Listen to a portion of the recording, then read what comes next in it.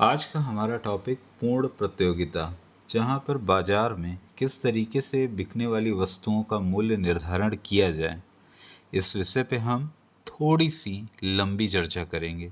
ठीक है। तो आपको पता है, जब हम किसी मार्केट में जाते हैं तो किसी वस्तु की डिमांड होती है, उसी के हिसाब से उस वस्तु की सप्लाई की जाती है। जो डिमांड वाला पार्ट होता है वो कस्टमर का होता है। अगर हम किसी प्रोडक्ट को ख़रीदना चाहते हैं तो हमको अपनी डिमांड रखनी पड़ती है कि हमको ये खाना है, ये चाहिए, या कोई भी ईटीसी कोई भी प्रोडक्ट जो हमें चाहिए होता है।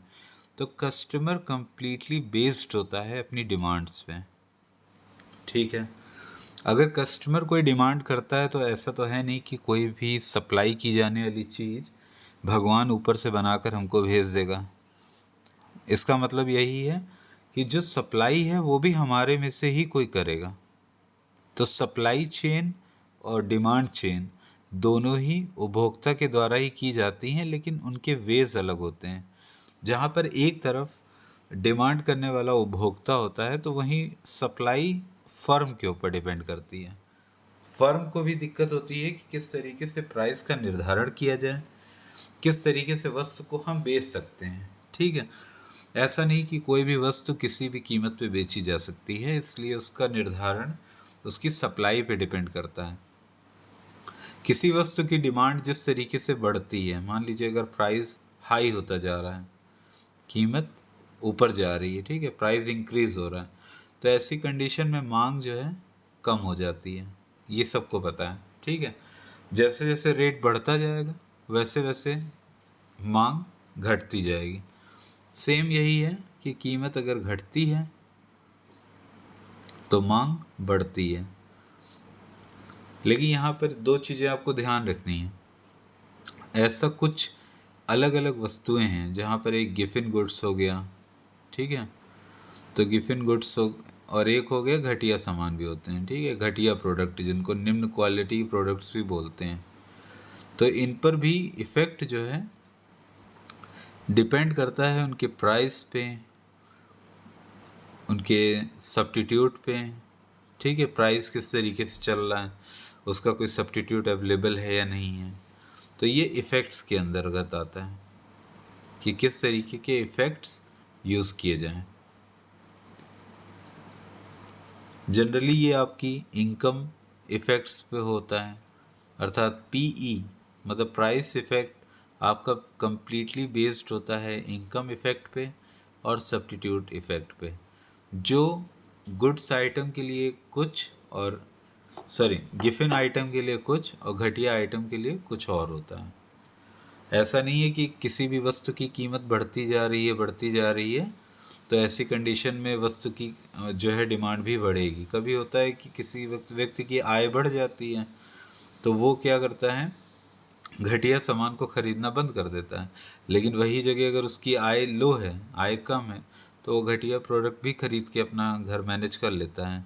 आज के समय में बाजरा का आटा है, बाजरा हो गया, या कुछ ऐसे प्रोडक्ट हैं जो मोटे अनाज जिसको बोला जाता है, तो सस्ते मिलते हैं। लेकिन अगर आपकी इनकम कम है तो ऐसे कंडीशन में आप बाजरा खरीद के खा लेंगे।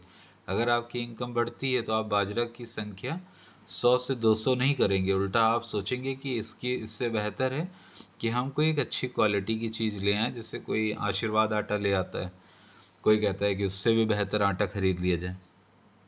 ठीक है, मल्टीग्रेन आटा खरीदने शुरू कर देता है।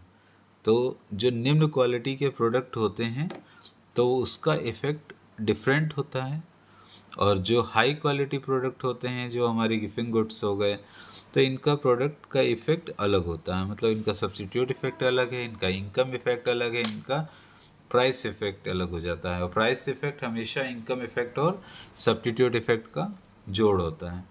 पूर्ण प्रतियोगिता के अंतर्गत हम जहाँ बात कर रहे हैं कि यहाँ पर एक चीज़ आपको पता है कि डिमांड जो है कम्प्लीटली बेस्ड होती है किस पे, उपभोक्ता के ऊपर।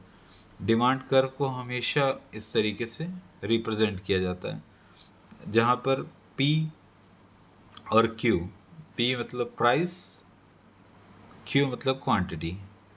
ठीक है।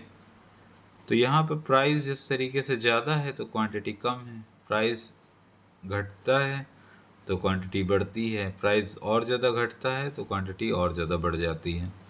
ये एक जनरल टर्म है, ये सबको पता होते हैं, ये मेनली बेस्ड होते हैं उपभोक्ता के ऊपर। और यही जो सप्लाई चेन है, सप्लाई कर को हमेशा पॉजिटिव वे में लिया जाता है, ये पॉजिटिव लाइन होती है, और इसे निगेटिव लाइन में भी लेते हैं, ठीक है। निगेटिव मतलब नीचे की तरफ जा रहा है, ये ऊपर की तरफ जा रहा है। जैसे जैसे किसी वस्तु का प्राइस बढ़ता है, सप्लाई भी उसी के हिसाब से चेंज होती जाती है, ठीक है। जैसे प्राइस बढ़ा तो सप्लाई उसी के हिसाब से बढ़ गई। तो ये बेसिकली डिपेंड करता है फर्म्स के ऊपर, फर्म किस तरीके से काम कर रही है। एक ऐसी जगह होती है जहाँ पर जा करके हम दोनों वस्तुएं, जो वस्तु है उसके मूल्य के निर्धारण के विषय में बात करते हैं।